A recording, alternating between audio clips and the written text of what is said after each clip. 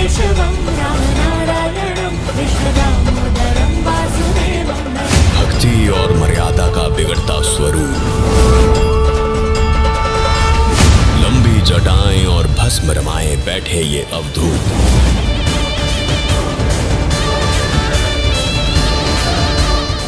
मनमुखी साधना में अटके, मोक्ष मार्ग से भटके क्यों बन बैठे हैं ये काल के दूत। कभी धर्म के नाम पर, कभी इष्ट के धाम पर, कभी जातियों के नाम पर इंसानों को समझा इन्होंने अछूत। बस बस बस, छूना नहीं है, मैं अछूत आदमी है। पाखंड और आडंबर का दिखने लगा वो चेहरा, जब जागरण में माता बनकर नाचने लगे ये भूत।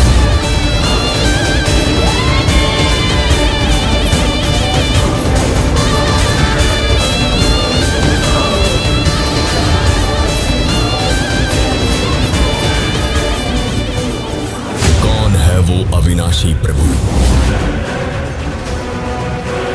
जिसने इस सृष्टि को बनाया, और कौन है वो तत्वदर्शी संत जिसने शास्त्रों के गूढ़ रहस्यों को सुलझाया।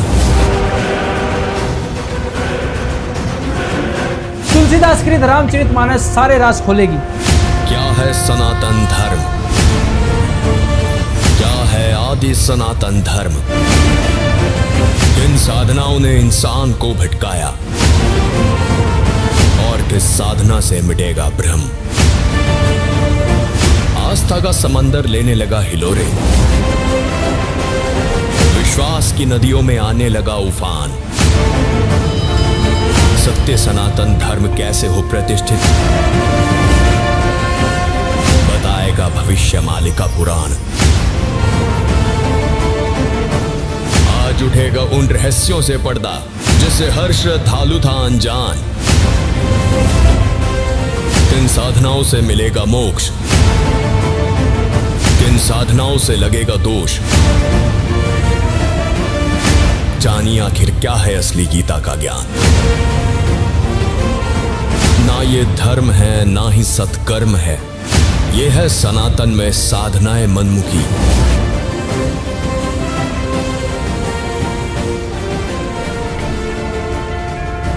आइए आज के इस एपिसोड में जानते हैं आखिर कौन सा है वो देश जहां आप रहेंगे हमेशा सुखी।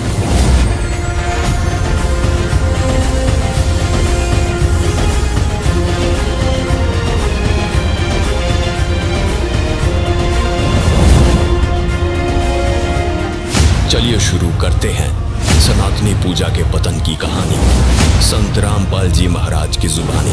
भाग 30 अगस्त 2024 को शुक्रवार शाम 5 बजे केवल फैक्टफुल डिबेट यूट्यूब चैनल पर। जननी धन भूमि धन, धन नगरी धन देश, धन करणी धन कुल धन, जहां साधु प्रवेश। जगत गुरु तत्वदर्शी संत रामपाल जी महाराज के 74वें अवतरण दिवस के अवसर पर दिनांक 6, 7, 8 सितंबर 2024 को नेपाल सहित भारत के सभी सतलोक आश्रमों में 3 दिवसीय महासमागम का आयोजन किया जा रहा है। इस पवित्र अवसर पर 3 दिवसीय अखंड पाठ, विशाल भंडारा, विशाल सत्संग समारोह जैसे कई भव्य कार्यक्रम भी होंगे, जिसमें आप सभी नगर व ग्राम निवासियों को इस विशाल अद्वितीय भंडारे में सादर आमंत्रित किया जाता है। आयोजन स्थल का पता है सतलोक आश्रम धनाना धाम, सोनीपत, हरियाणा। इस कार्यक्रम का सीधा प्रसारण सुबह 9:15 बजे से दोपहर 12:15 बजे तक साधना टीवी चैनल, संत रामपाल जी महाराज यूट्यूब चैनल और स्पिरिचुअल लीडर संत रामपाल जी महाराज पर भी देख सकते हैं।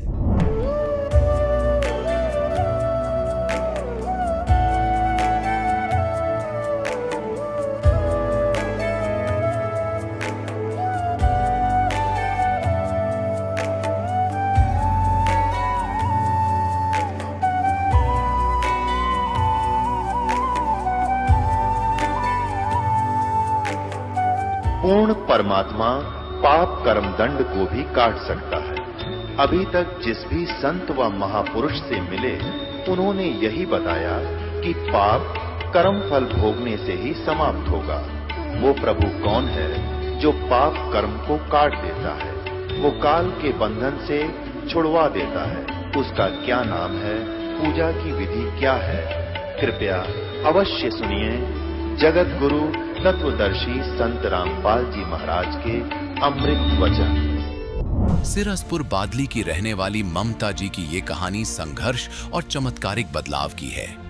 ममता जी का जीवन अत्यधिक दुखों से भरा हुआ था। उनके पिता शराब के आदी थे और आर्थिक स्थिति इतनी खराब थी कि परिवार को कई बार भूखे सोना पड़ता था। 2011 में ममता जी ने संत रामपाल जी महाराज से नाम दीक्षा ली और इसके बाद उनके जीवन में बदलाव शुरू हो गया। उनके पिता जो अत्यधिक शराब पीते थे, संत रामपाल जी महाराज की कृपा से उन्होंने शराब छोड़ दी और अपने जीवन को पूरी तरह बदल लिया। इसके बाद ममता जी को भी संत रामपाल जी महाराज की कृपा से अनेक चमत्कारिक अनुभव हुए। एक बार जब ममता जी का एक्सीडेंट हुआ और उनका कंधा बुरी तरह से फ्रैक्चर हो गया तो डॉक्टरों ने ऑपरेशन की सलाह दी, लेकिन संत रामपाल जी महाराज की कृपा से उनका कंधा बिना किसी ऑपरेशन के ठीक हो गया। इसके अलावा उनके परिवार की आर्थिक स्थिति भी सुधर गई। इनके भाई को भी संत रामपाल जी महाराज की कृपा से रोजगार मिला। ममता जी का परिवार अब एक सुखी और समृद्ध जीवन जी रहा है। आइए अब सुनते हैं ममता जी की कहानी इन्हीं की जुबानी। नमस्कार जी। सच साहिब। क्या नाम है बहन जी आपका? ममता। बहन जी आप कहाँ के रहने वाले हैं? सिरसपुर बादली की। बहन जी संत रामपाल जी महाराज से नाम दीक्षा आपने कब ली? 12 नवंबर 2011 को। संत रामपाल जी महाराज से नाम दीक्षा लेने से पहले क्या आप कोई भक्ति साधना भी करते थे? भगत जी भक्ति साधना तो कुछ ऐसी कोई खास नहीं करते थे, क्योंकि भगवानों के प्रति ऐसी कोई आस्था नहीं थी। दुख इतना था बहुत ज़्यादा, इस वजह से जो मम्मी करती थी वही करते थे। ये व्रत त्योहार तो उनके लिए सही है, जो पैसे वाले हो गरीब आदमियों के लिए तो कोई त्योहार भी फीके हैं। कोई हम ऐसा कोई खास त्योहार या व्रत मैंने नहीं किया कभी। हम इतने दुखी थे, हमारे पापा शराब पीते थे और कभी कभी तो मारपीट भी करते थे मम्मी से, और कभी हमारी ऐसी कंडीशन थी कभी कभी हम भगत जी भूखे भी सो जाते थे, रोटी भी नहीं होती थी हमारे पास टाइम से। ऐसी सिचुएशन थी हमारी। उस भक्ति साधना से हमें सर कोई लाभ नहीं मिला। बहन जी फिर आपको संत रामपाल जी महाराज के बारे में जानकारी कहाँ से मिली? भगत जी मेरी मम्मी ने नाम ले रखा था पहले, तो उसी से पता लगा हमें। तो हमने गुरुजी का सत्संग टीवी पे देखा था। संत रामपाल जी महाराज हमें ज्ञान बता रहे थे किताबों में से पढ़ पढ़ के, तो उसी को पढ़ के और फिर हमारी समझ में आया कि हाँ ये सही ज्ञान है और ये शास्त्रों के अनुसार है। तभी हमने संत रामपाल जी महाराज से मैंने दीक्षा ग्रहण करी। बहन जी हमने सुना है कि संत रामपाल जी महाराज से नाम दीक्षा लेने के बाद श्रद्धालु को बहुत सारे लाभ प्राप्त होते हैं, तो क्या आपको भी लाभ प्राप्त हुए संत रामपाल जी महाराज से नाम दीक्षा लेने के बाद? सर जी बहुत से लाभ प्राप्त हुए हमें। मेरे पापा दारू शराब बहुत ज़्यादा पीते थे, तो इस वजह से हम ज़्यादा परेशान थे। हमारी आर्थिक स्थिति इतनी ख़राब थी बहुत ज़्यादा, कभी कभी हम भूखे भी सो जाते थे। हमारे घर में आटा नहीं होता था खाने के लिए। 4 सितंबर 2011 की रात भगत जी ऐसा हुआ, मेरे पापा ने इतनी ज़्यादा ड्रिंक कर ली थी बहुत ज़्यादा, वो नाली में गिरते हुए आ रहे थे और हमारे घर पे गली वाले बच्चे आके बता रहे थे आंटी अंकल वहाँ पे शराब पी के पड़े हैं, वहाँ से उठा के ले आओ। तो मेरी मम्मी ने कहा कि मैं नहीं लेके आऊँगी, अपने आप आएंगे। जैसे तैसे गिरते पड़ते मेरे पापा घर तक आ गए। उसके बाद हम देख के अपनी कंडीशन को देख के बहुत रोए बहुत ज़्यादा। मेरी छोटी वाली बहन को तो हार्ट अटैक भी आने वाला था, पर परमात्मा की दया से सब संभल गए।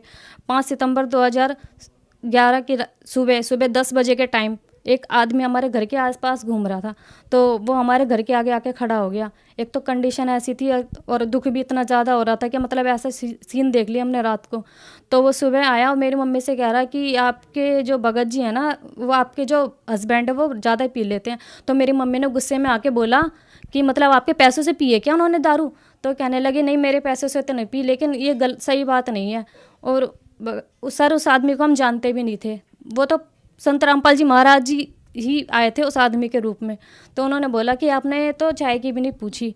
तो सर हमने चाय बना के दे दी, तो एक बार तो उन्होंने चाय पी ली और वो बात करते रहे। पापा को भी बाहर बिठा लिया, तो पापा से उन्होंने सारी बात हंगवाई कि तुमने बताओ होटल पर रोटी खाई थी कि नहीं खाई थी? तो पापा ने बोला कि हाँ।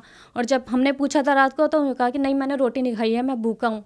तो रात को फिर पापा के लिए खाना भी बनाया था रात को, पर पापा ने वो खाना खाया नहीं। फिर सुबह बताने लगे, फिर वो सारी बात मतलब जैसे जैसे वो पूछ रहा था आदमी, तो उसी टाइप से पापा बताने लगे।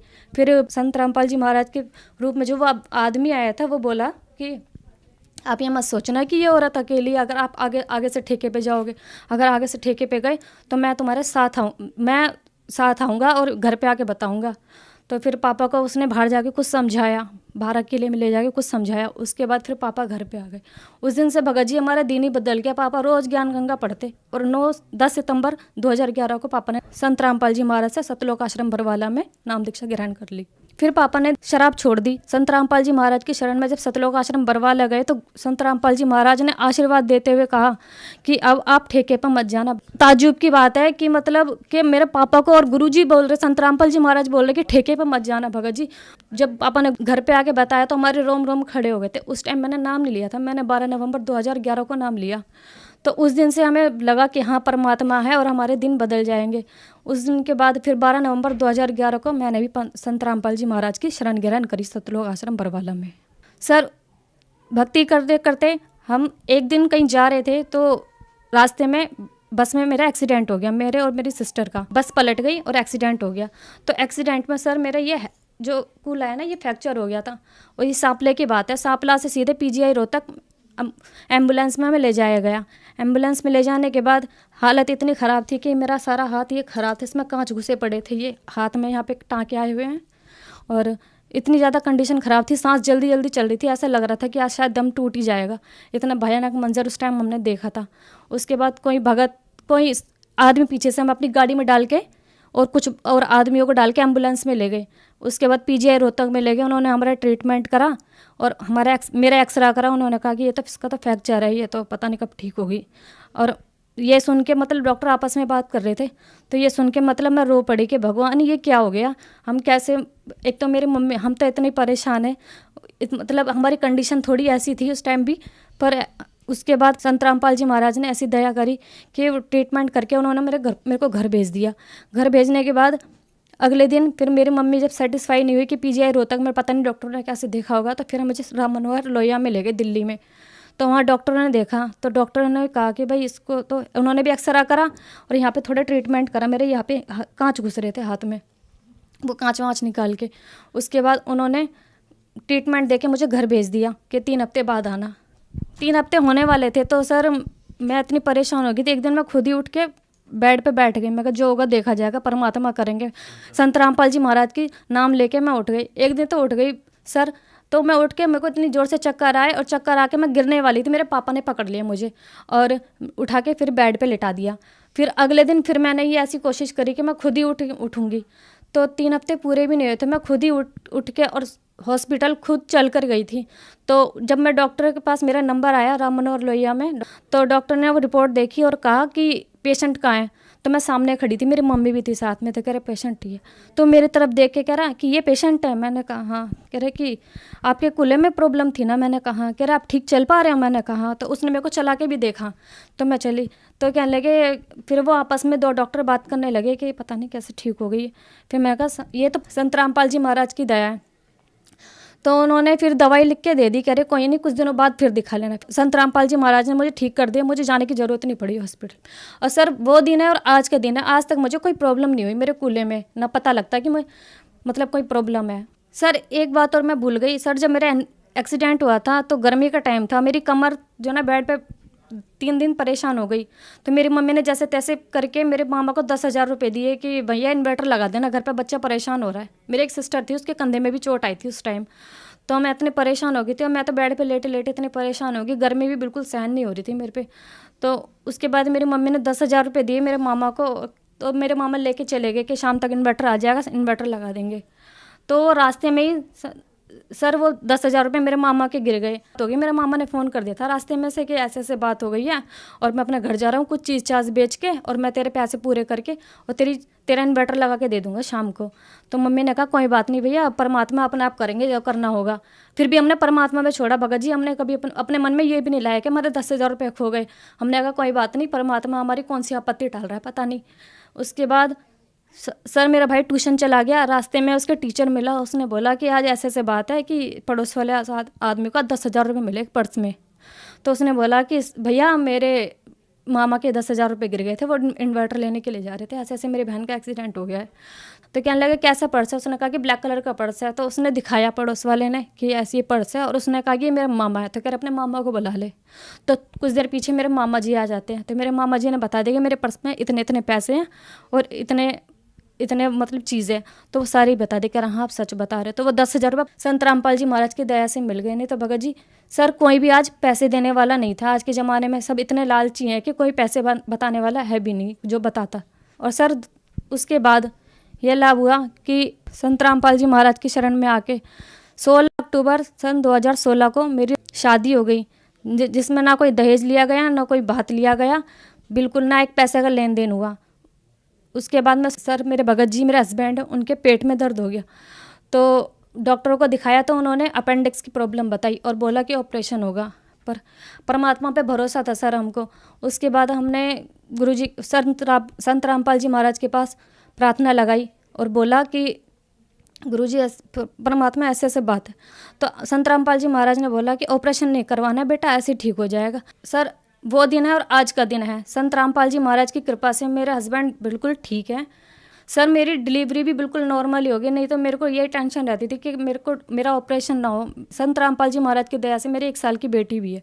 उसके बाद में आर्थिक कंडीशन तो ऐसी थी हमारी कि टाइम पे स्कूल की फ़ीस जमा करने के लिए पैसे नहीं होते थे, कभी बिजली का बिल भरने के लिए पैसे नहीं होते थे, कभी खाने के लिए पैसे नहीं होते थे, कभी कभी तो भगत सर हम भूखे भी सो जाते थे।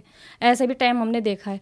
पर जिस दिन से हमने परमात्मा की शरण ग्रहण की है, संत रामपाल जी महाराज की शरण ग्रहण की है, उस दिन से संत रामपाल जी महाराज ने कभी हमें भूखा नहीं सोने दिया और परमात्मा ने हमारी आर्थिक स्थिति इतनी सही कर दी है बहुत ज़्यादा। बहन जी जो समाज आज आपको देख रहा है, आप उन्हें क्या संदेश देना चाहेंगी? सर मैं संदेश तो क्या दे सकती हूँ, मैं तो करबद्ध प्रार्थना कर सकती हूँ कि आप संत रामपाल जी महाराज का ज्ञान सुने, किसी के कहने में ना आए। आप ज्ञान को, आज पढ़ा लिखा समाज है, ज्ञान को कंपेयर करके देख सकता है, अपने शास्त्रों को कंपेयर करके देख सकता है कि मतलब क्या कह रहे हैं। अगर कोई गलत जा रहा हो तो सही भी तो दिशा बता सकते हैं, पर दूसरों के कहने में ना आए। और अपनी ज्ञान गंगा पुस्तक पढ़े, जीने की राह पुस्तक पढ़े और संत रामपाल जी महाराज जी से नाम दीक्षा लें और अपना कल्याण करवाएं। बहन जी संत रामपाल जी महाराज से नाम दीक्षा कैसे ले सकते हैं? सर संत रामपाल जी महाराज जी से नाम दीक्षा चैनल पे सत्संग आता है, उस चैनल पे नीचे पट्टी आती है, उस पे नंबर आते हैं, आप उस नंबर पे संपर्क करें, पता लग जाएगा आपको कि कैसे नाम दीक्षा ली जाएगी और अपना नाम दीक्षा लेकर अपना कल्याण करवाएं। धन्यवाद बहन जी। सत साहिब। दर्शकों, अभी आपने सुने संत रामपाल जी महाराज से दीक्षा प्राप्त करके सुखी हुए भक्त के अनुभव।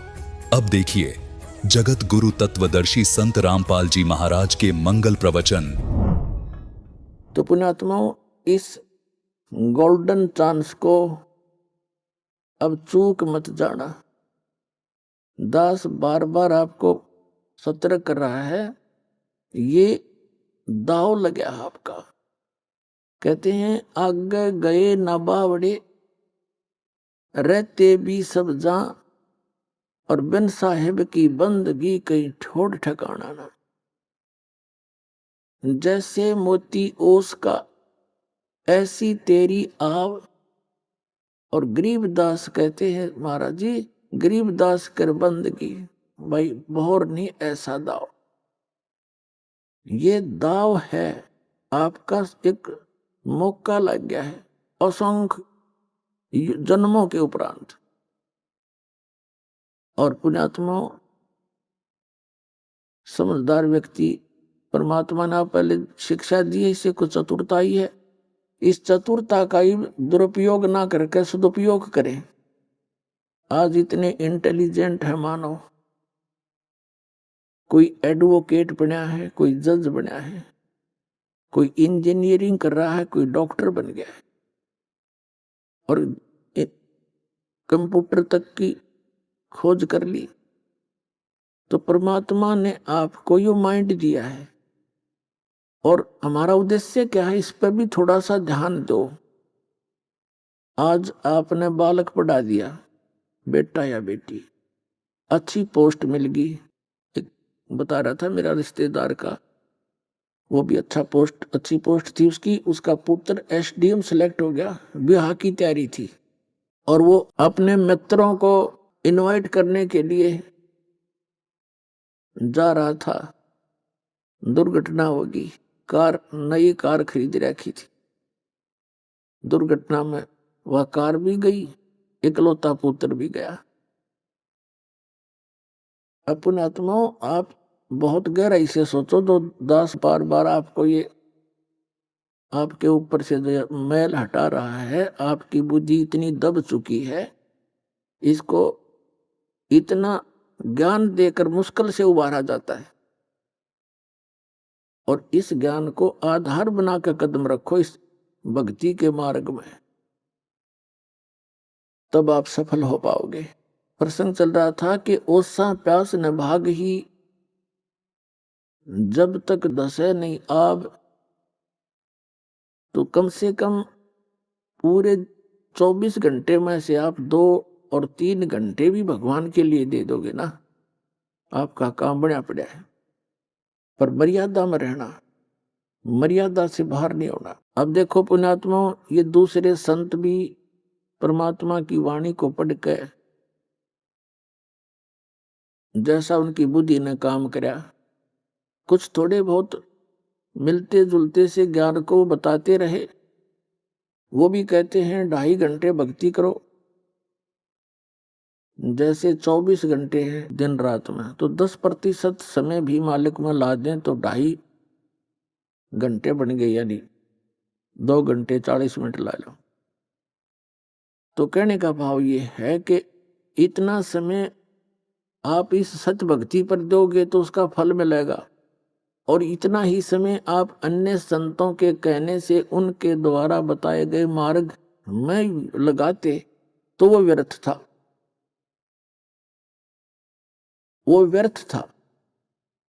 तो अब समय भी आपका लगे और उसका सदुपयोग भी हो, सतभक्ति करेंगे तो इतने में आपका मोक्ष हो जाएगा। मर्यादा इसमें बहुत जरूरी बताई है। तो क्या बताते हैं परमात्मा, यहाँ प्रत्येक प्राणी को परमात्मा से डरकर रहना चाहिए। आज हम अज्ञानता के कारण ना जाने कितनी गलतियां कर बैठते हैं, और उन गलतियों के कारण फिर हम आगे चल के बहुत दुखी होते हैं। अब जैसे बच्चे छोटे होते हैं, नादान होते हैं, अनजान होते हैं, बिजली के तार ने को पकड़ के, जैसे भी उदाहरण दिया था, उसको पकड़ लेते हैं और मुख में दे लेते हैं, जीवन से हाथ धो बैठते हैं। और जब वो बच्चे बड़े हो जाते हैं, उनकी बुद्धि मैच्योर हो जाती है, बुद्धि का विकास हो जाता है, फिर वो उस बिजली के निकट नहीं जावे। कहीं तार नंगा पड़ा होगा तो भी औरों को भी सतर्क करेंगे, आप भी दूर से जाएंगे। तो पुण्यात्माओं, आज वर्तमान में ये दास जब जेई की नौकरी लगा था हरियाणा सरकार में, इरिगेशन डिपार्टमेंट,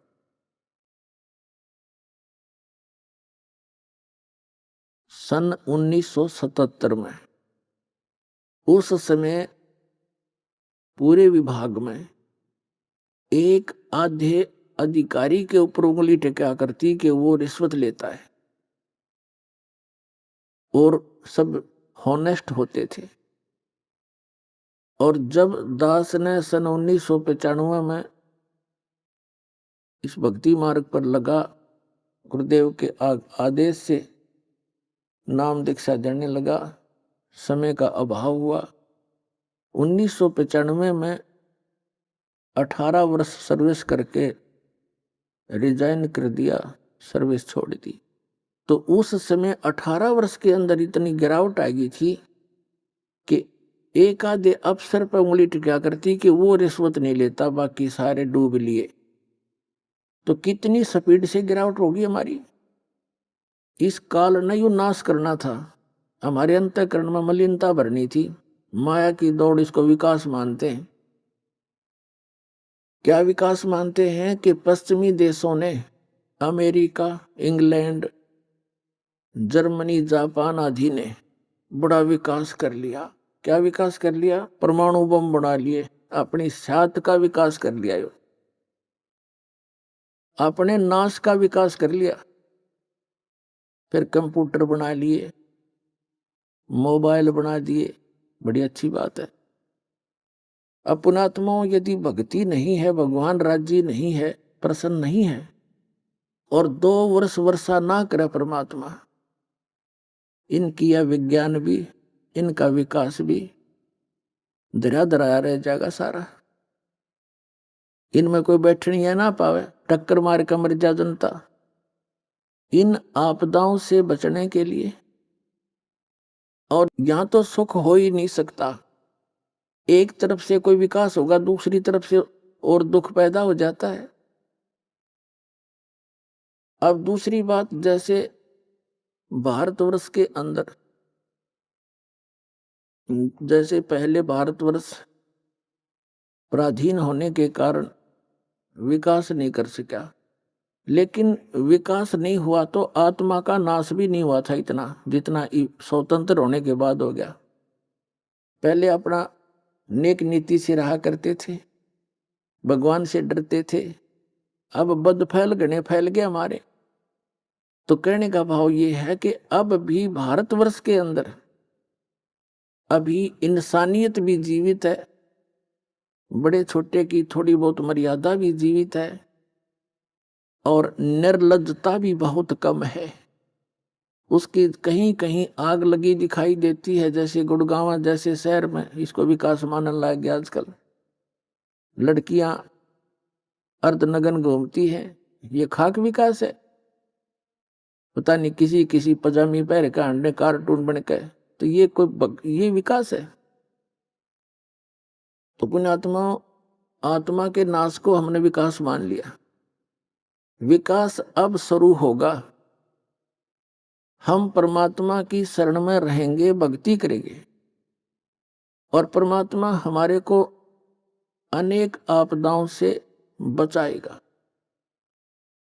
और जो आवश्यकता हमें होगी हमारे अनुकूल, उस आवश्यकता को भगवान पूरा करेगा। कितना है कोई अपने आप को विद्वान मान रहा हो और वैज्ञानिक मान रहा हो,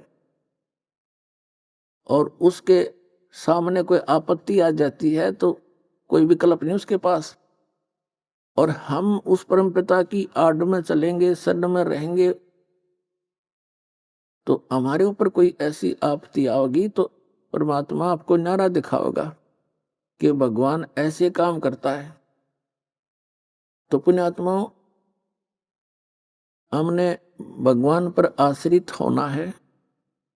ठीक है, परमात्मा की देन है, जैसे कंप्यूटर है, ये एक विशेष देन है भगवान कबीर साहब की। इसका अब सदुपयोग होना चाहिए, इसका सदुपयोग हो। सदुपयोग कैसे हो? वैसे तो होगा, ये तो परमात्मा ने दिया, इसलिए ना मानव सत्र की सोच नहीं है। या कंप्यूटर और इंटरनेट यहाँ से बैठे पूरे विश्व में भेज देते हैं, कहीं टीवी ऑन करो और सुन लो, इंटरनेट देखो, खोल लो अपना, वहां से सब देख सकते हैं। तो अभी तक इस टीवी का में क्या दिखाया जाता है? राजनेताओं की चोरियां, उन्होंने ऐसा करा, उसने ऐसा किया, उन्होंने ऐसा किया, चलो ठीक है। फिर कोरी बकवाद फिल्म, बेहुदी फिल्में दिखाई जाती हैं। फिर ये मोबाइल बन गए, इन मोबाइलों के अंदर ऐसे कुछ भी गंद भर लो इनमें, लेकिन अब इनका हम सदुपयोग करेंगे। इन टीवी चैनलों के ऊपर भगवान की चर्चा चला करेगी, और मोबाइलों के अंदर परमात्मा की वाणी होया करेंगी। ये बकवाद नहीं रहेंगी कुछ दिनों में।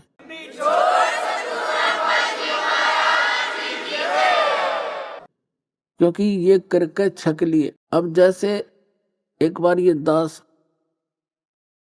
गोवा स्टेट में सत्संग करने गया था, गोवा के अंदर।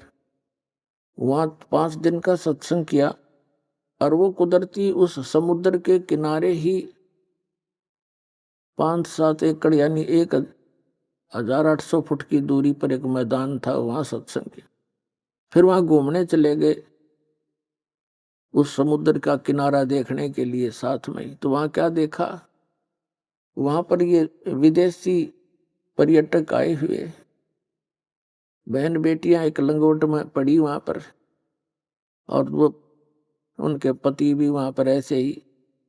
फिर देखा, एक आध से बात की तो वो भाषा हमारी समझा नहीं, हम उनकी समझा नहीं। तो दूसरे किसी ने बताया कि ये बड़े रईस व्यक्ति हैं,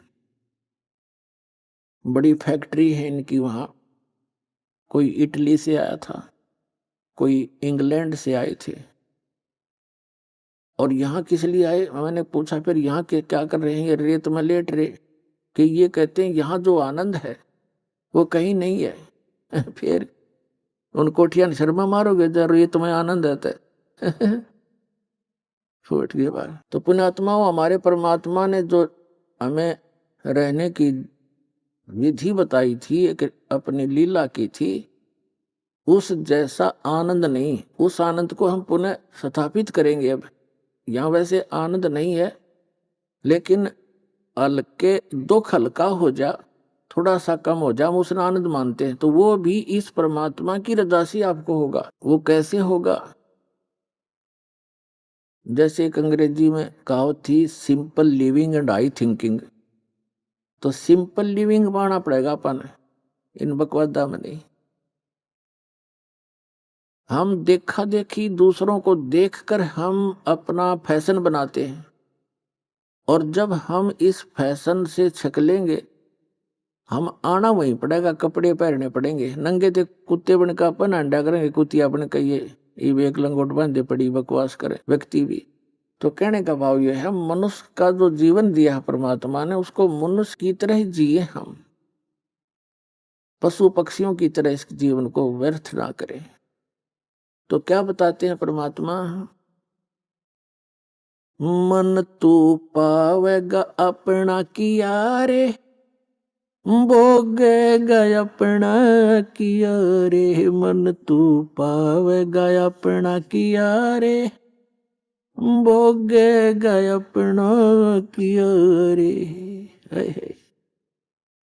मन तू पावेगा अपना किया रे, भोगेगा अपना किया रे। भाई राजा राम की कार उलंगी, गई सीता लंक मंजारे। राजा राम की कार उलंगी, गई सीता लंक मंजारे। 10 मस्तक रावण के काटे, विभीषण को राज दिया रे। मन तू पावेगा अपना किया रे, भोगेगा अपना किया रे। भाई लंका तोड़े बेलंका रे तोड़ी, वो अहि रावण से मारे। लंका तोड़े बेलंका रे तोड़ी, अहि रावण से मारे। 10 मस्तक रावण के काटे, विभीषण को राज दिया रे। मन तू पावेगा अपना किया रे, भोगेगा अपना किया रे। भाई राजा राम की कार उलंगी, गई सीता लंक मंजारे।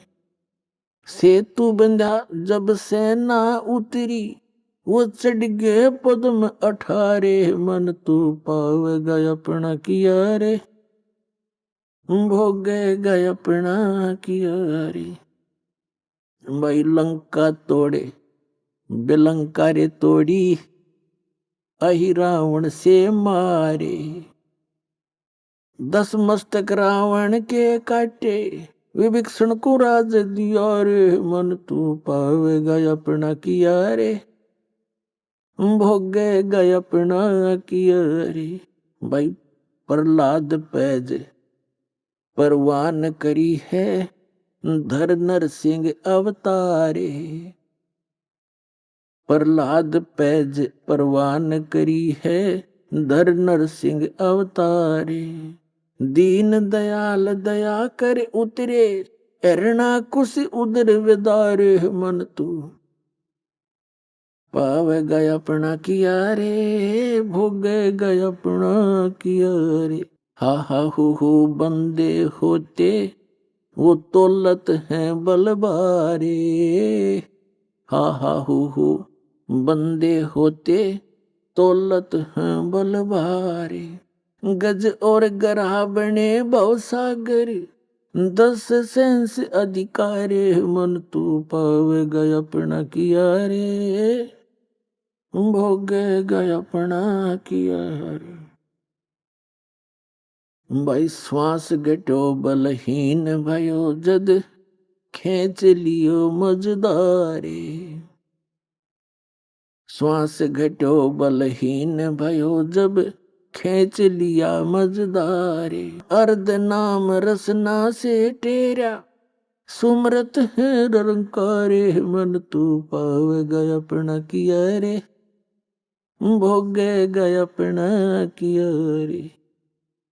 भाई नारद मुनि तरकाली रे योगी जिन मन गर्भ किया रे। नारद मुनि तरकाली योगी जिन मन गर्भ किया रे। पल में पूत बहतर जाए रोवत केस उपाड़े। मन तू पाव गया अपना किया रे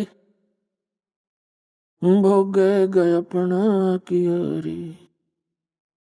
भाई कृष्ण गुरु दुर्वासा होते 56 कोटि सिंगारे। कृष्ण गुरु दुर्वासा रे होते 56 करोड़ सिंगारे।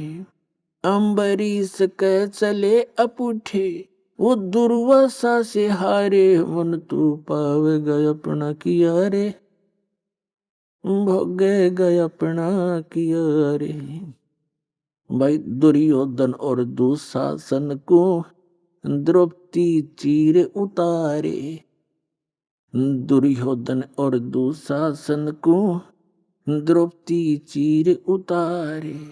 अंधे को पीन गई थी वो बढ़ गए अंत अपारे। मन तू पावे गया अपना किया रे भोग गया अपना किया रे। मन तू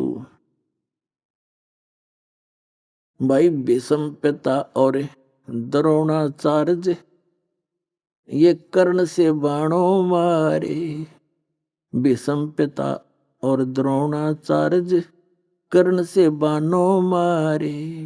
महाभारत में टटीरी के राखे घंटा टूट पड़ा रे। मन तू पाव गया अपना किया रे भोग गया अपना किया रे। मन तू पाव गया अपना किया रे भोग गया अपना किया रे।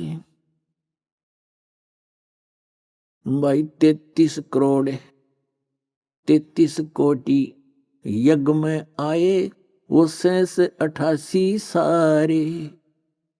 33 कोट यज्ञ में आए 88 सारे।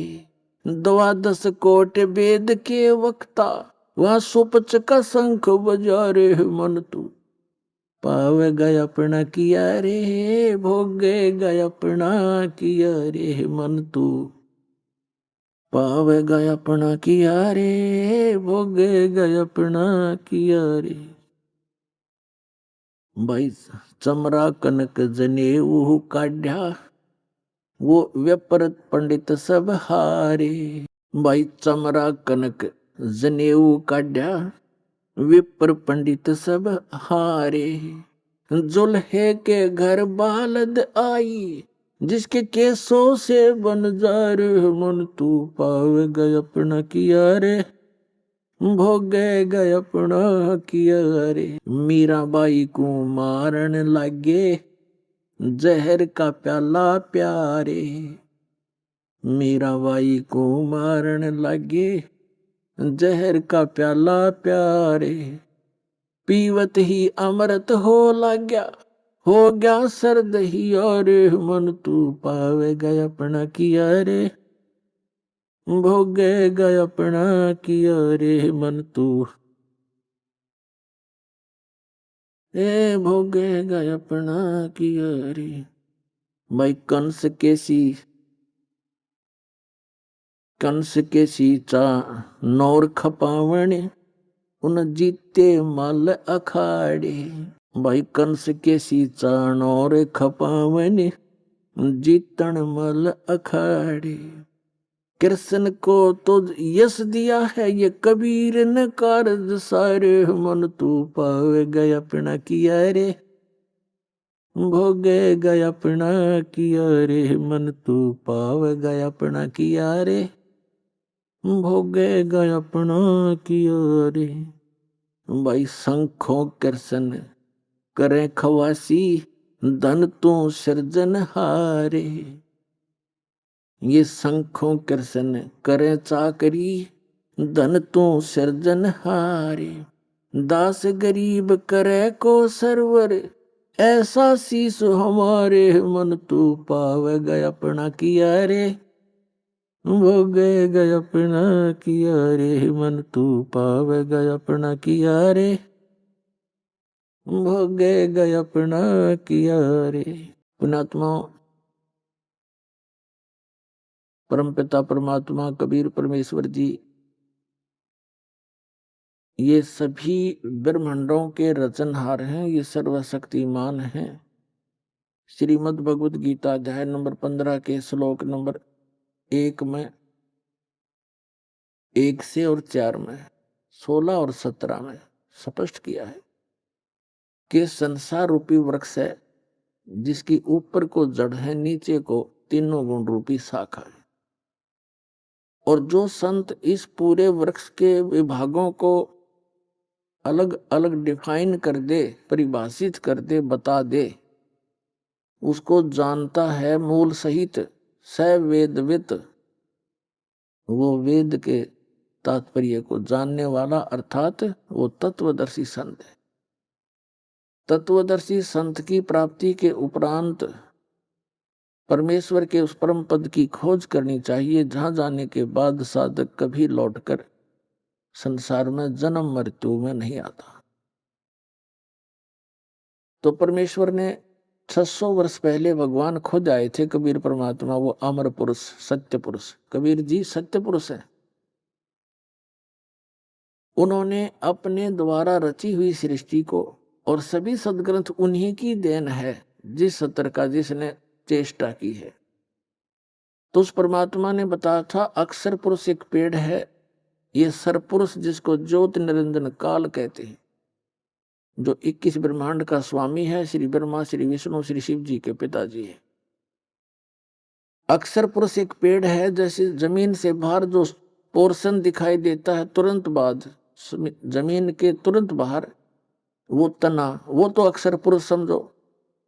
उस अक्षर पुरुष के एक मोटी डार समझो, होती तो काफी है, लेकिन उनमें से एक मोटी डार समझो, वो सरपुरुष है, ये ज्योत निरंजन। और उसके 3 शाखा हो तो वो रजगुण ब्रह्मा, सतगुण विष्णु, तमगुण शिव जी रूपी शाखा है। ये देखिएगा, ये समझिएगा, उल्टा लटका हुआ संसार रूपी वृक्ष है।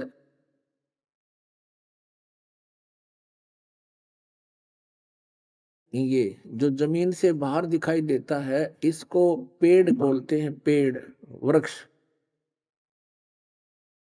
तो ये तना जो है, इस यहां से पेड़ माना जाता है, इसके ऊपर सारे, इस पेड़ पर ही सारी व्यवस्था होती है।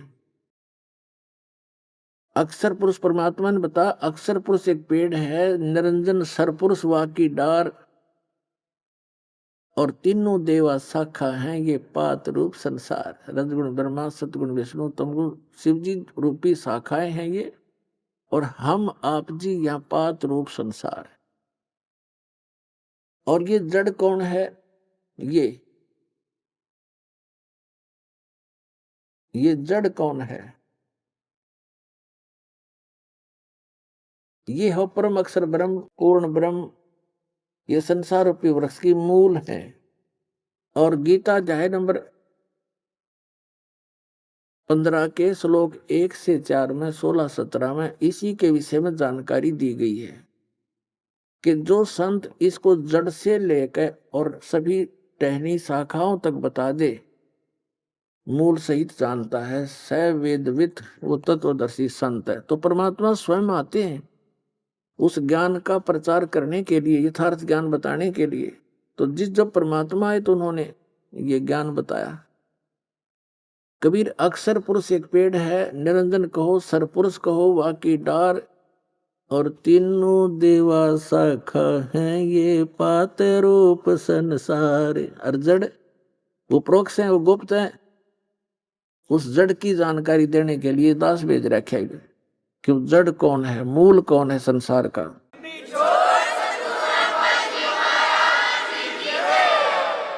तो ये मूल जो है ये परम अक्षर ब्रह्म है, ये कबीर परमेश्वर है जो काशी में धानक रूप में जुलाहा रूप में रहा करते थे। और वो खुद भी कहते हैं कि अवगत से चल आया, मेरा कोई भेद मर्म नहीं पाया।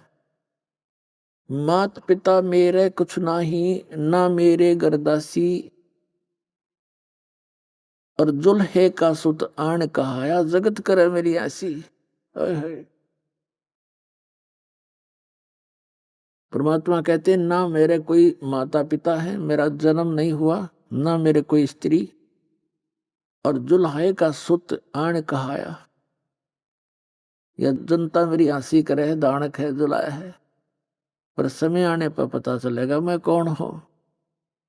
तो आज उस परमात्मा का पता चल गया वो कौन है, वो हमारे पिता हैं।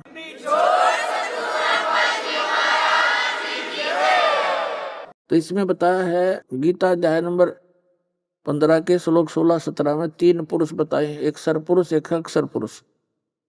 सरपुरुष ये ज्योति निरंजन है, इसके 21 ब्रह्मांड है, इतना ही ये प्रभु स्वामी है। और अक्षर पुरुष इसके 7 शंख ब्रह्मांड है, ये इतना ही स्वामी है। और ऑल ओवर कंट्रोल असंख्य ब्रह्मांडों का स्वामी इंक्लूडिंग सरपुरुष और अक्षर पुरुष के ऊपर भी जिसकी सत्ता है, उन सहित सब का जो मालिक है वो कंप्लीट गॉड है, पूर्ण ब्रह्म है, कबीर साहब है जो काशी में दानक रूप में आया था पुण्यात्मा। हमने भगवान की डेफिनेशन का ही नहीं पता था अभी तक। कोई कुछ सट्टे मारे था हमने वो भी मान ली, कोई कुछ तुक्के मारे था वो भी हमने मान ली, क्योंकि हमें कुछ ज्ञान नहीं था। तो परमात्मा ने आपको शिक्षित इसलिए किया है कि आप भगवान पहचान लो। और 2 रोटी का रोड़ा है इस सारे जीवन में, 2 रोटी, 2 समय के टूक, और तो बढ़िया देगा आपको, 10 पे लिखवा लो चाहे, इस पर ध्यान ज्यादा दो।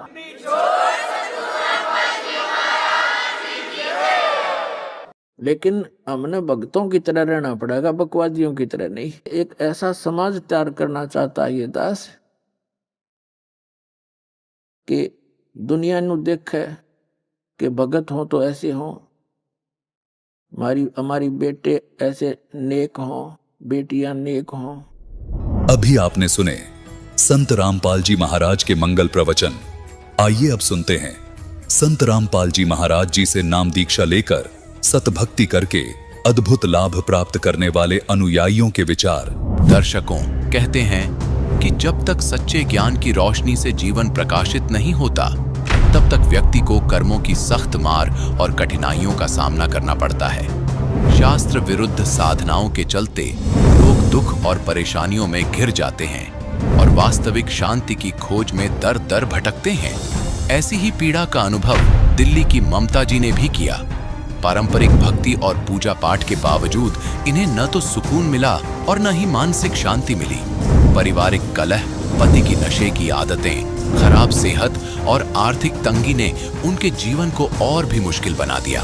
परंतु इनका दुखों का सिलसिला तब अंत हुआ जब इन्हें मिली शांतिदायक पूर्ण परमात्मा कबीर साहिब जी के अवतार तत्वदर्शी संत रामपाल जी महाराज जी की शरण। उनके द्वारा बताई गई शास्त्रानुकूल साधना करने से इनके साथ अद्भुत अविश्वसनीय चमत्कार हुए। पति की नशे की लत छूटी और घर में सुख शांति की स्थापना हुई। इनके हाथ में सेप्टिक को चुका था। डॉक्टर्स ने कहा था कि हाथ काटने पर ही इनकी जीवन रक्षा होगी, लेकिन असली रक्षक कबीर भगवान ने इनका सेप्टिक बिना इलाज के ही ठीक कर दिया। यह अद्भुत चमत्कार चिकित्सकों के लिए भी आश्चर्यजनक और हैरतअंगेज था। अब सुनिए ममता जी की मुंह जुबानी, उनकी हैरान कर देने वाली अद्भुत कहानी। नमस्कार जी। सत साहेब। क्या नाम है बहन जी आपका? ममता शर्मा। बहन जी आप कहाँ से हैं? दिल्ली घोंडा। बहन जी, संत रामपाल जी महाराज से नाम दीक्षा आपने कब ली? 12 जून 2014। संत रामपाल जी महाराज से नाम दीक्षा लेने से पहले क्या आप कोई भक्ति साधना भी करते थे? जी, हम ब्रह्मा विष्णु महेश की भक्ति करते थे और उससे भी ज़्यादा हम दुर्गा को मानते थे। दुर्गा की भक्ति इतनी करते थे, नवरात्रों में व्रत रहते थे। व्रत इतना ज़बरदस्त करते थे कि बस एक ही टाइम खाना खाना है, एक ही टाइम पानी पीना है, बाकी कुछ नहीं करना। अगर 2 बार खा लिया तो बस ये सोचते थे माँ दुर्गा नाराज़ हो जाएंगी। और इतना करते करते भी फिर भी मन में शांति नहीं थी बिल्कुल भी। बस ये सोचते थे कि क्या करें, सब बोलते हैं कि एक ही मालिक है, एक ही सच्चा, सबका मालिक एक है, वो कौन सा मालिक है ये सोचते थे, पता नहीं चलता था। फिर भी हम ब्रह्मा विष्णु महेश माँ दुर्गा के पीछे पड़े थे। हमारे हस्बैंड हैं वो इतना नशा करते थे, मैं ये सोचती थी अगर कोई भगवान है तो इनका नशा छुड़वा दे। यही सिगरेट वगैरह गांजा पीते थे, घर में बहुत कलेश रहता था और जुआ वगैरह भी खेल लेते थे। और इतनी बीमार रहती थी मैं, बहुत बीमार रहती थी हर टाइम। कभी कुछ, कभी दांत में दर्द, कभी कान में दर्द, कभी बुखार, कभी कुछ, और भी कुछ नहीं तो बस टाइफाइड हो जाता था जल्दी जल्दी। उस भक्ति से हमें कोई लाभ नहीं मिला, कोई परेशानी हल नहीं हुई हमारी, और बल्कि हानि होती थी हमें। बहन जी, आपने बताया कि आप ब्रह्मा विष्णु महेश की भक्ति करती थी, माता दुर्गा की भी भक्ति करती थी। माता दुर्गा में आपका अटूट विश्वास था। इन सब भक्ति साधनाओं से आपको कोई लाभ नहीं मिला, आप बीमार रहने लगी, आपके पति भी नशा करते थे, आपकी आर्थिक स्थिति बहुत ज़्यादा खराब हो गई। तो फिर संत रामपाल जी महाराज की शरण में आप कैसे आई? संत रामपाल जी महाराज जी की शरण में हम ऐसे आए कि हमारे देवर हैं, उनके दोस्त हैं गिरीश भगत जी हैं, वो हमारे घर पे आए, ऐसी परमात्मा की चर्चा कर रहे थे। तो ऐसी हमारे हस्बैंड बोले पता नहीं ये गिरीश तो क्या क्या बोलता रहता है, बस अपने गुरुजी की तारीफ़ करता रहता है, अपने गुरुजी की तारीफ़ करता रहता है। जब देखो तीसरे दिन चल देता है यहाँ और बस अपने गुरुजी की, संत रामपाल जी महाराज जी की बातें करता रहता है। ऐसा क्या है संत रामपाल जी महाराज में, ऐसा क्या है, हमें नहीं पढ़ना किसी गुरु के चक्कर में। और मैं बोलती थी उनसे नहीं, एक बार जाके तो देखो, क्या पता कुछ हो वहाँ पे। तो वे बोलते थे नहीं पागल है क्या तू, हमारी कोई अभी भक्ति की उम्र है, जब 40-50 के हो जाएंगे तब भक्ति करेंगे हम, उससे पहले हमें कोई भक्ति नहीं करनी। हम तो बस अभी कर रहे हैं, खा रहे हैं, कमा रहे हैं, बच्चों को पालना है, अभी कोई भक्ति नहीं करनी हमें, ये बोलते रहते थे वो। तो फिर उन्होंने एक दिन पे आए गिरीश भगत जी और हमें समझाया भैया एक बार चल के तो देखो, वहाँ पे देखो तो सही, संत रामपाल जी महाराज आए हैं, पूर्ण परमात्मा हैं वो, और उनका ज्ञान समझो, शास्त्रों के अनुकूल भक्ति बताते हैं वो। तो ऐसी एक दिन आए वो हमारे घर पे और बोलने लगे ऐसी, और हम सब बैठे थे। एक बार हमारे हस्बैंड बोले नहीं एक बार मैं चलूँगा तुम्हारे साथ गिरीश, और मैं देखता हूँ कैसा हिसाब किताब है वहाँ का। बरवाला आश्रम में गए वो वहाँ चले गए, वहाँ जाके उन्होंने देखा संत रामपाल जी महाराज जी के आश्रम में। तो उन्होंने देखा कि हाँ ये तो सद्भक्ति बताते हैं, भक्ति का सही रास्ता दिखाते हैं, और गुरु जो होते हैं वो तो उनके जो शिष्य होते हैं वो नामदान देते हैं। यहाँ तो संत रामपाल जी महाराज खुद देते हैं अपने उस मुंह से नामदान, हमें नहीं लेना किसी और से, हमें तो संत रामपाल जी महाराज जी से ही नाम लेना है। वे गए, फिर उन्होंने जहाँ पे नाम दीक्षा मिल रही थी वहाँ उन्होंने नियम समझाए, फिर उन्होंने संत रामपाल जी महाराज जी से नाम ले लिया। मैंने उनके 1 महीना बाद 12 जून 2014 को ले लिया था। बहन जी, हमने सुना है कि जो भी श्रद्धालु संत रामपाल जी महाराज से नाम दीक्षा लेते हैं उनको बहुत सारे लाभ प्राप्त होते हैं। तो क्या संत रामपाल जी महाराज से नाम दीक्षा लेने के बाद आप लोगों को भी कोई लाभ प्राप्त हुए? मेरे पति बहुत नशा करते थे, गांजा पीते थे, सिगरेट पीते थे। संत रामपाल जी महाराज जी के नाम लेने के बाद उनका सारा नशा छूट गया और वे सही भक्ति करने लगे। सबसे पहला लाभ हमें ये हुआ। अब दूसरा लाभ ये हुआ, उनको डेंगू हो गया था। डेंगू हो गया, उनकी प्लेटलेट बहुत गिर गई थी, 17,000 प्लेटलेट रह गई थी उनकी। तो डॉक्टरों ने बोला कि या तो इन्हें खून चढ़ाना पड़ेगा या फिर प्लेटलेट चढ़ेंगी इनके, दोनों में से कोई एक चीज़ चढ़वा लो। तो हमने बोला नहीं, हमें नहीं चढ़वानी, हमें अपने संत रामपाल जी महाराज पे पूरा विश्वास है। हमने मन ही मन संत रामपाल जी महाराज जी से प्रार्थना लगाई और प्रार्थना लगाने के बाद संत रामपाल जी महाराज जी का ये संदेश आया कि कबीर परमात्मा दया करेंगे। उसके बाद उनकी 17,000 प्लेट थी। 17,000 प्लेट के बाद ना तो हमने कोई खून चढ़वाया ना प्लेट चढ़वाई। उसके बाद उनकी 50,000 प्लेट लेट हो गई और उसके बाद परमात्मा संत रामपाल जी महाराज जी का इतना चमत्कार हुआ, मन ही मन प्रार्थना करी थी। उसके बाद उनकी 50,000 प्लेट लेट हो गई और भगत जी कपिल कुमार पूरी तरह से ठीक हो चुके। और डॉक्टर बोले ये तो कोई चमत्कार है, ना तो उनके खून चढ़ा ना कोई उनके प्लेट चढ़ी, ये तो भाई तुम्हारा कोई चमत्कार है। तो हमने बोला ये हमारे परमात्मा का चमत्कार है, संत रामपाल जी महाराज जी का चमत्कार है। और एक बार मेरे हाथ में सेप्टिक हो गया था 2016 में। सेप्टिक होने के बाद हम गए डॉक्टर के पास। डॉक्टर देख के ही मेरे हाथ को दंग रह गए और बोला डॉक्टर ने, अरे ये क्या हुआ तुम्हारे हाथ में तो बहुत ज़्यादा सेप्टिक है। तो सेप्टिक कितना होगा? डॉक्टरों ने कहा अरे नहीं, ये अब ठीक नहीं होगा, तुम्हारा हाथ तो काटना ही पड़ेगा। हमने परमात्मा से प्रार्थना लगाई संत रामपाल जी महाराज जी से। संत रामपाल जी महाराज जी ने कहा कि कबीर परमात्मा दया करेंगे, भक्ति करो अपनी।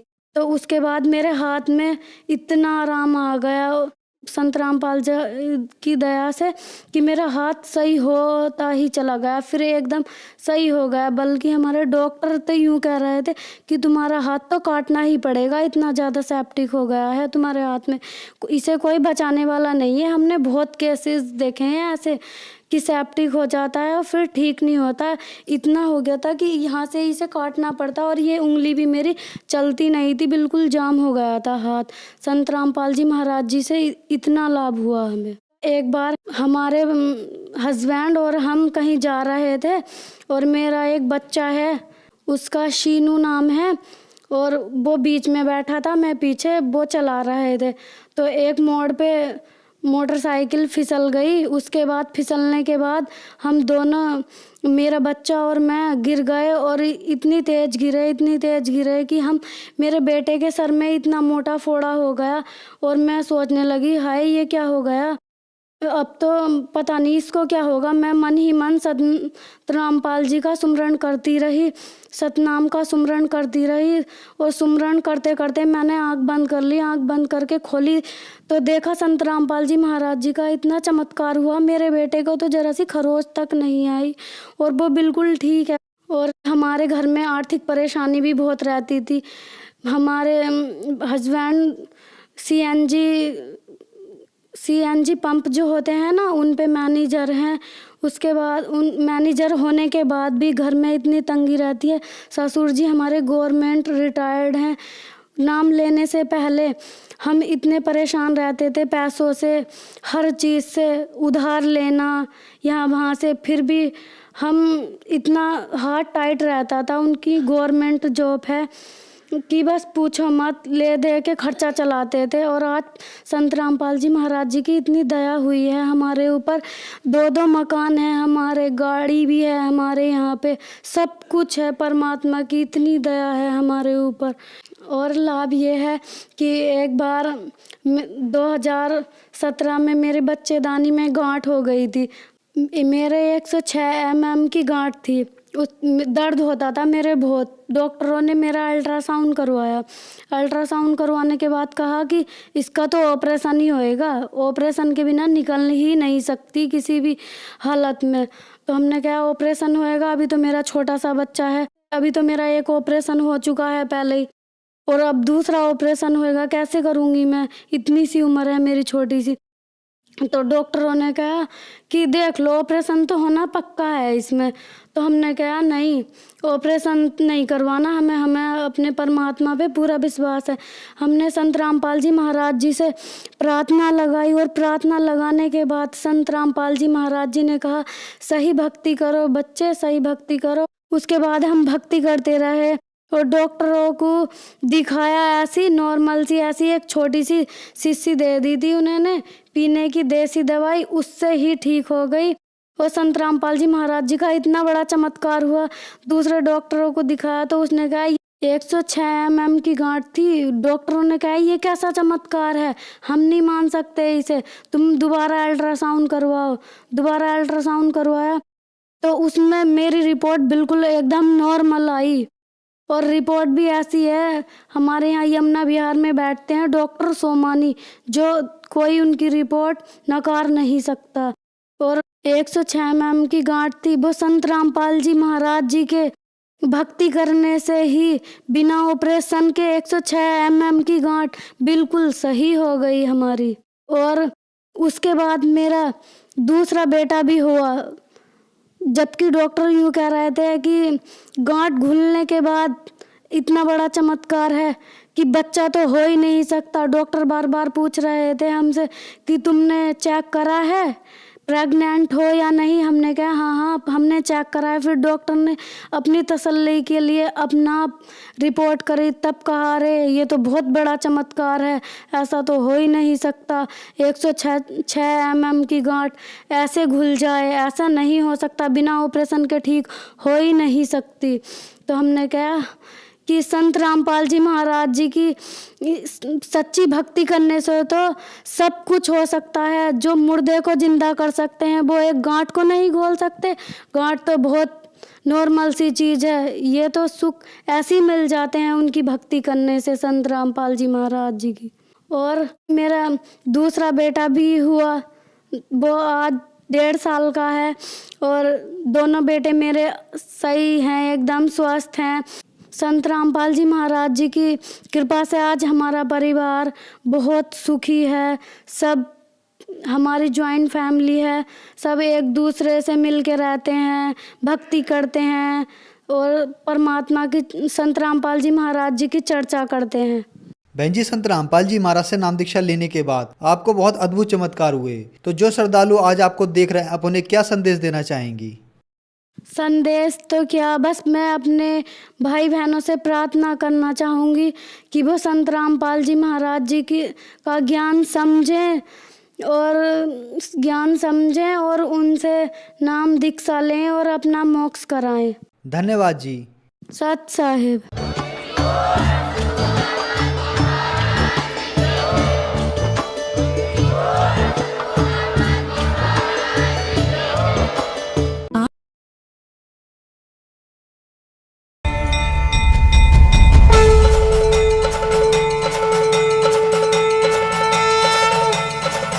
अच्युतं केशवं रामनारायणं कृष्णदामोदरं वासुदेवं। भक्ति और मर्यादा का बिगड़ता स्वरूप, लंबी जटाएं और भस्म रमाए बैठे ये अवधूत,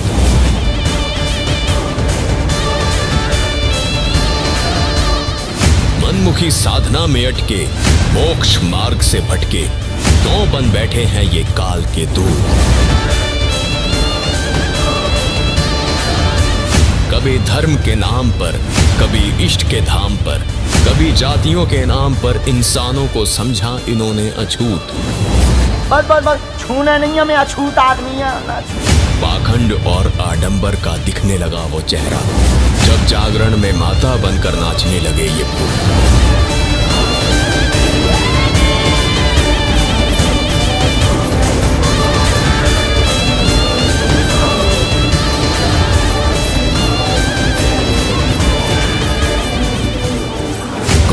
वो अविनाशी प्रभु जिसने इस सृष्टि को बनाया, और कौन है वो तत्वदर्शी संत जिसने शास्त्रों के गूढ़ रहस्यों को सुलझाया। तुलसीदास कृत रामचरितमानस सारे राज खोलेगी। क्या है सनातन धर्म, है आदि सनातन धर्म, किन साधनाओं ने इंसान को भटकाया और किस साधना से मिटेगा भ्रम। आस्था का समंदर लेने लगा हिलोरे, विश्वास की नदियों में आने लगा उफान। सत्य सनातन धर्म कैसे हो प्रतिष्ठित, बताएगा भविष्य मालिका पुराण। आज उठेगा उन रहस्यों से पर्दा जिससे हर श्रद्धालु था अनजान। किन साधनाओं से मिलेगा मोक्ष,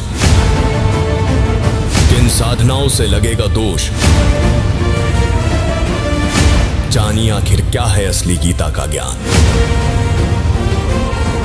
ना ये धर्म है ना ही सत्कर्म है, ये है सनातन में साधनाएं मनमुखी।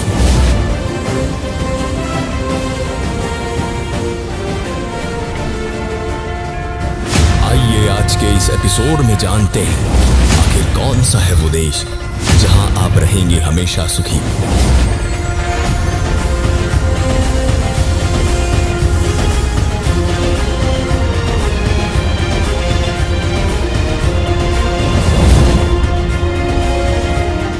चलिए शुरू करते हैं सनातनी पूजा के पतन की कहानी। संत रामपाल जी महाराज की जुबानी, भाग 30 अगस्त 2024 को शुक्रवार शाम 5 बजे केवल फैक्टफुल डिबेट यूट्यूब चैनल पर।